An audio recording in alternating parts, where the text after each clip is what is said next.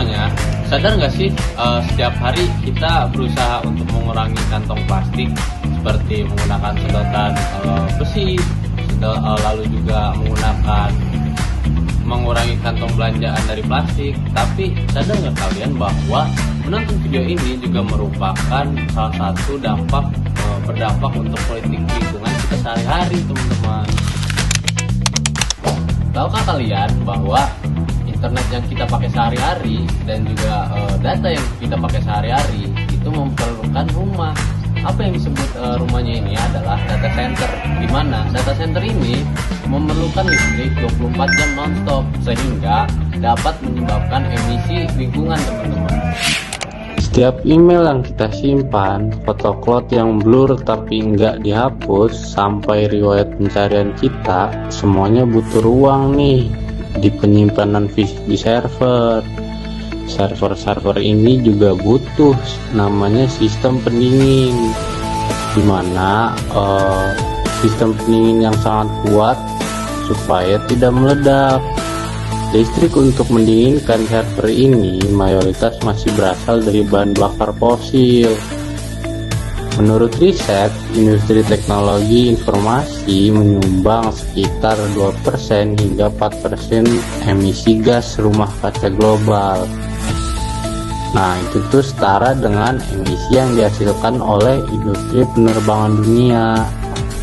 Secara politik, ini adalah tantangan besar. Pemerintah di seluruh dunia sekarang mulai mengatur bagaimana perusahaan teknologi harus lebih transparan soal jejak karbon mereka. Tapi sebagai warga digital, apa sih peran kita? Nah, mari kita bedah. Satu email promosi yang gak pernah kita buka punya jejak sekitar 0,3 gram CO2. Kalau di kotak masukmu ada 1000 email sampah, itu setara dengan berkendara sejauh 1 km. Bayangkan jika jutaan orang melakukan hal yang sama. Belum lagi soal kualitas video. Menonton streaming kualitas 4K menggunakan energi jauh lebih besar daripada kualitas 720 pixel atau 1080 pixel. Nah, ini tuh merupakan politik konsumsi.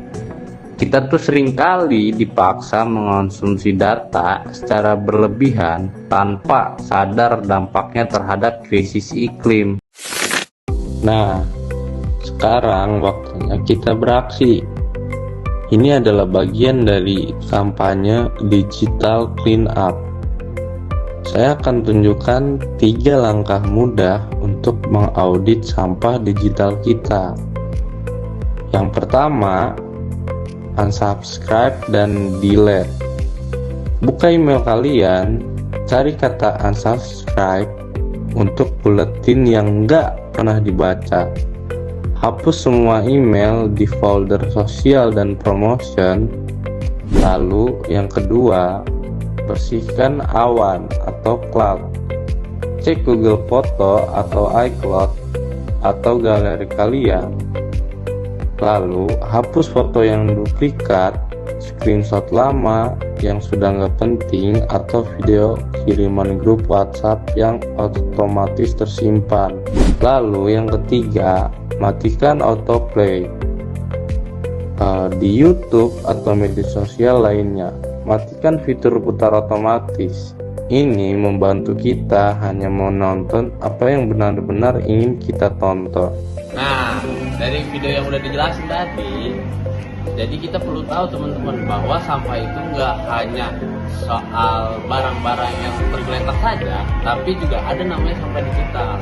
Nah, di video ini bermaksudkan bahwa kita bukan nggak boleh memakai internet, tetapi alangkah baiknya kita menggunakan dan mengefektifkan bagaimana internet itu bekerja. Nah, terakhir dari saya menantang kalian semua untuk mencoba menghapus 100 email kalian per hari. Apabila itu menjadi manfaat buat kalian, tolong diambil manfaatnya, dan apabila kurang lebihnya, tolong dimaafkan. Terima kasih, saya Ruby Arsada dengan NIM 66700020083 mengucapkan terima kasih.